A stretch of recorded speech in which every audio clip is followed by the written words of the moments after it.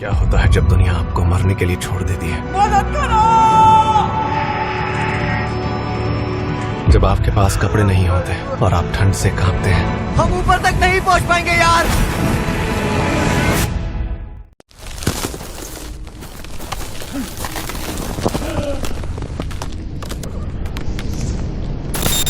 तो कहानी की शुरुआत सन 1972 में होती है, जो कि एक सच्ची घटना पर आधारित है। और अब हम कुछ दोस्तों को देखते हैं जो कि रग्बी खेल रहे थे और उसके बाद वे लोग रिलैक्स होकर एक बार में बैठे थे, जहाँ पे हमें नूमा और रॉबर्टो को दिखाया जाता है, जो कि अपने ग्रेजुएशन के खत्म होने से पहले सैंटियागो के लिए एक यादगार ट्रिप पे जाने का प्लान बना रहे थे। और आखिरकार वो रग्बी टीम के सारे प्लेयर्स एयरपोर्ट पे पहुँचते हैं और प्लेन में वे लोग कुछ और मुसाफिरों के साथ सैंटियागो के लिए रवाना होते हैं। पर उन्हें शायद ये मालूम नहीं था कि ये उनकी आखिरी उड़ान होने वाली थी। प्लेन के अंदर वे सारे दोस्त कार्ड गेम को खेल रहे थे, पर तभी उन्हें एक झटका महसूस होता है और वहाँ मौजूद एक मुसाफिर कहता है कि ये झटका उन गर्म हवाओं की वजह से आ रहा है, जो कि पहाड़ों के बीच में से गुजरती है, जो कि एक तरह का सक्शन इफेक्ट पैदा करती है जो प्लेन को नीचे खींचती है। पर वे लोग इस बात को इग्नोर करके अपने सफर का आनंद उठाने लगते हैं। पर वो झटका धीरे धीरे बढ़ते ही जा रहा था और प्लेन बीच बीच में नीचे की ओर झटके खाने लगा था। और प्लेन के अंदर बैठे सारे मुसाफिरों को डराने के लिए इतना काफी था। पायलट्स इंजन की पावर को बढ़ाते हैं ताकि वो प्लेन को एक सुरक्षित ऊंचाई तक ला सके, पर शायद अब बहुत ही देर हो चुकी थी।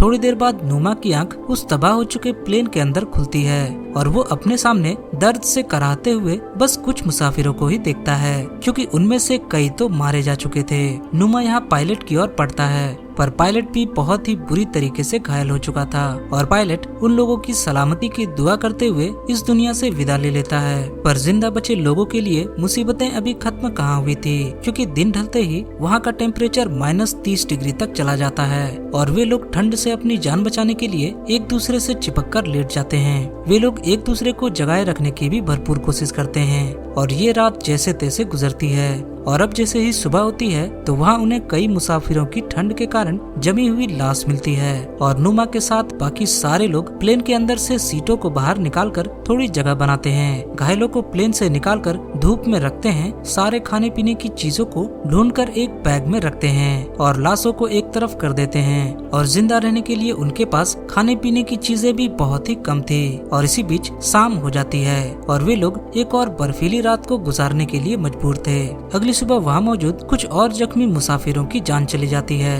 और बचे हुए लोग अब अपने आप को जिंदा रखने की भरपूर कोशिश करने लगते हैं, क्योंकि वे लोग ऐसी जगह फंस चुके थे जहाँ जिंदा लोगों की कोई जगह नहीं है। थोड़ी देर बाद उन्हें वहाँ से गुजरते हुए एक जहाज की आवाज सुनाई देती है और वे लोग जोरों से चिल्लाने लगते हैं, इस उम्मीद में कि वो प्लेन उनकी आवाज सुन ले। पर नूमा को मालूम था कि ये मुमकिन नहीं है और अब वहाँ मौजूद सारे लोग प्लेन के खराब पड़े रेडियो को ऑन करने का फैसला करते हैं। पर इसके लिए उन्हें चाहिए थी बैटरी, जो कि प्लेन के दूसरे टूटे हुए हिस्से में मौजूद था। और नूमा अपने कुछ दोस्तों को लेकर उस टूटे हुए हिस्से की तलाश में निकल जाता है। पर आधे रास्ते तक पहुंचते ही वे देखते हैं कि उनका अपना प्लेन उस जगह से नजर नहीं आ रहा और वे लोग समझ जाते हैं कि रेस्क्यू टीम भी उनके प्लेन को नहीं देख पा रही होगी, क्योंकि सफेद रंग का प्लेन सफेद रंग की बर्फ की चादर में खो गया था। और अब मुसाफिरों को वहाँ फंसे पूरे 6 दिन बीत जाते हैं और उनके पास मौजूद सारे खाने पीने की चीजें भी खत्म हो चुकी थी और अब वे लोग भूख और प्यास से तड़पते हुए 2 दिन और गुजारते हैं। और अब अगली सुबह उन लोगों को समझ में आ चुका था कि अगर वे लोग खाना नहीं खाएंगे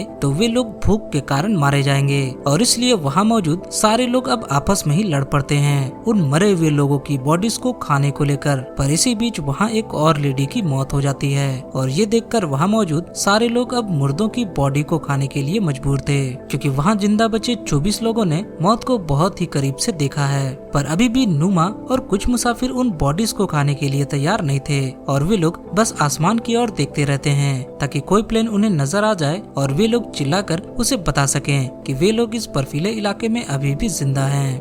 थोड़ी देर बाद उन लोगों को वहाँ एक बैग के अंदर एक रेडियो मिलती है और वे लोग उस रेडियो को ठीक करने में लग जाते हैं और उस रेडियो में चल रहे न्यूज से उन्हें पता चलता है कि सरकार ने 10 दिनों तक लगातार रेस्क्यू टीम चलाने के बाद उन लोगों को मुर्दा समझकर रेस्क्यू अभियान बंद कर दिया है। और ये सुनते ही वहाँ मौजूद सारे लोग अपना आपा खो बैठते हैं, क्योंकि उनके जिंदा बचे रहने की आखिरी उम्मीद भी अब टूट चुकी थी। jamás supo sobreviviente.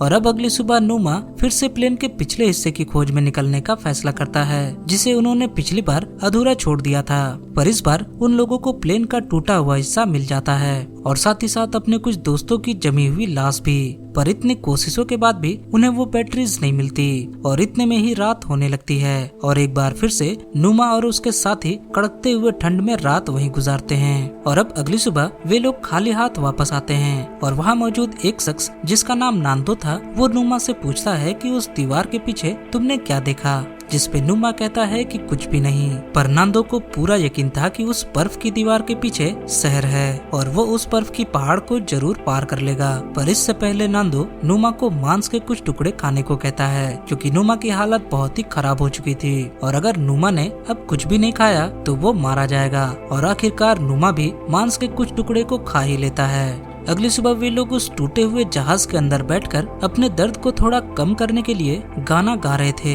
पर शायद किस्मत को उनका थोड़ी देर के लिए खुश होना भी पसंद नहीं था, क्योंकि इतने में ही वहाँ एक बहुत ही बड़ा तूफान आता है और अब प्लेन के अंदर की हालत बहुत ही खराब हो चुकी थी और कुछ लोग बर्फ के कारण दबकर मारे जा चुके थे। और इससे पहले कि वे लोग संभलते, वहाँ एक और बड़ा बर्फ का तूफान आता है और वो तूफान पूरे प्लेन को ढक देता है और उन जिंदा बचे मुसाफिरों में से कई और मुसाफिर अपनी जान गंवा बैठते हैं। थोड़ी देर बाद जब उन लोगों को होश आता है तो वे लोग इस बात का अंदाजा लगाते हैं कि उनके प्लेन के ऊपर कितनी बर्फ जमी होगी और साथ ही साथ वे लोग इस प्लेन के अंदर कितने दिनों तक ऐसे जिंदा रह सकते हैं। और अब देखते ही देखते उन्हें पूरे 20 दिन बीत चुके थे और नुमा अचानक से उठता है और प्लेन के शीशे को तोड़ने लगता है, क्योंकि उसे इस प्लेन के अंदर नहीं मरना था।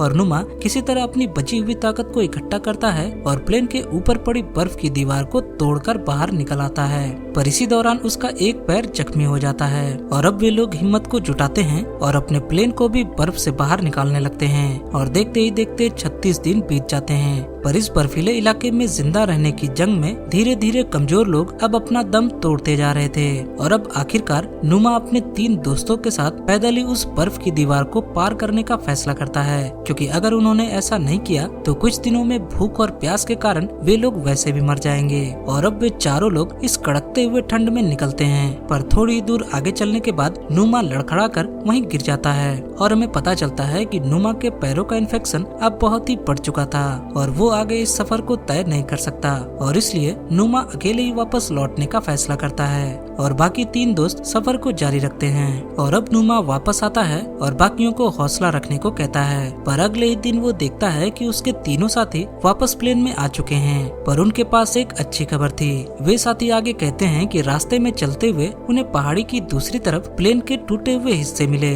जहाँ पर उन्हें बैटरीज भी मिली और साथ ही साथ कुछ चॉकलेट्स भी। और अब वे लोग फिर से इस प्लेन में मौजूद रेडियो को लेकर उस टूटे हुए हिस्से तक जा रहे हैं ताकि वे लोग रेडियो को ठीक कर सके और शहर से कांटेक्ट कर सके। पर बहुत सारे नाकाम कोशिशों के बाद भी वो रेडियो वाला आइडिया काम नहीं करता और अब वे सारे लोग थक हार कर वापस उस प्लेन में आ जाते हैं। पर इस बार उनके हाथ एक फैब्रिक लगी थी जो कि वाटरप्रूफ थी, जिससे वे लोग ठंड से बचने के लिए जैकेट या फिर स्लीपिंग बैग को बना सकते थे।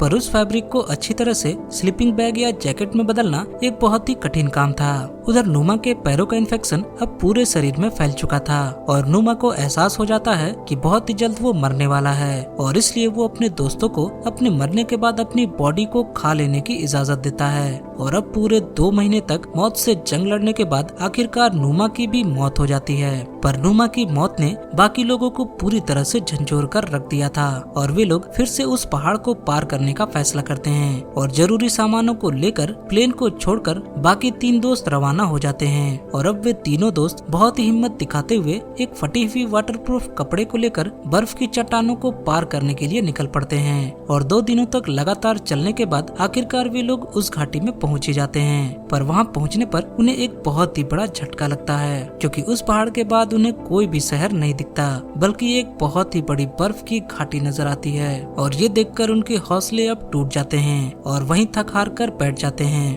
और तभी वहाँ नांदो नाम का एक शख्स हार ना मानने का फैसला करता है, क्योंकि उसे पता था कि घाटी पार करने के बाद वे लोग शहर में पहुंच जाएंगे, और इसलिए वो बाकी लोगों को अभी ही फैसला करने को कहता है कि वो उनके साथ चले या फिर वापस प्लेन में चले जाए। और अब उनमें से एक शख्स वापस लौटने का फैसला करता है ताकि बाकियों के लिए कुछ और दिन का खाना जमा हो सके, और बाकी 2 लोग बचे हुए खाने को लेकर घाटी को पार करने का फैसला करते हैं। और अब लगातार 10 दिनों तक चलने के बाद वे लोग आखिरकार उस बर्फीले घाटी को पार कर ही लेते हैं। और इन 10 दिनों के बीच उनके सामने कई चुनौतियां आई, और उन दोनों दोस्तों ने उन सारी चुनौतियों का बखूबी सामना किया, और आखिरकार वे लोग घाटी से नीचे उतरते ही एक नदी को अपने सामने देखते हैं, और वे लोग जी भरकर साफ पानी को पीते हैं। और थोड़ी देर बाद उन्हें वहीं पास में एक घुड़सवार भी नजर आता है, और वे दोनों दोस्त उस घुड़सवार को देखकर बहुत ही जोरों से चिल्लाने लगते हैं। और अब जाकर पुलिस वालों को कुछ घायल और जिंदा लोगों के बारे में पता चलता है, जो कि 2 महीने पहले हुए प्लेन क्रैश में अभी भी जिंदा थे। और अब आखिरकार 71 दिनों तक इतने मुश्किलों का सामना करने के बाद वहाँ बचे जिंदा लोगों को वापस लाने के लिए एक रेस्क्यू टीम निकलती है, जो कि अपने ही साथियों की लाशों को खाकर अभी तक जिंदा बचे थे। और अब आखिरकार उन लोगों के नामों को दोबारा से पुकार कर कंफर्म किया जाता है, जिन्होंने अपने बुलंद हौसलों के साथ मौत को भी मात दे दी थी। और अब वे लोग घर वापस जा रहे थे, और साथ ही साथ उन लोगों के निशानियों को भी साथ लेकर जा रहे थे, जिन्होंने अपनी जान खोकर भी बाकियों को जिंदा रहने में मदद की। और उस प्लेन में सवार 50 लोगों के बीच सिर्फ 16 लोग ही जिंदा वापस लौटे थे। और इसी के साथ ये रोंगटे खड़े कर देने वाली मूवी यहाँ खत्म हो जाती है। दोस्तों, ये कहानी आपको कैसी लगी हमें कमेंट में जरूर बताएं, ताकि हम सबसे इंटरेस्टिंग कमेंट को अपनी अगली वीडियो में शामिल कर सकें। और मैं शुक्रिया अदा करना चाहूँगा हमारे एक व्यूअर का उनके प्यारे से कमेंट के लिए हमारी पिछली वीडियो पर। मैं मिलूंगा आपसे अगले वीडियो में, तब तक के लिए बाय बाय।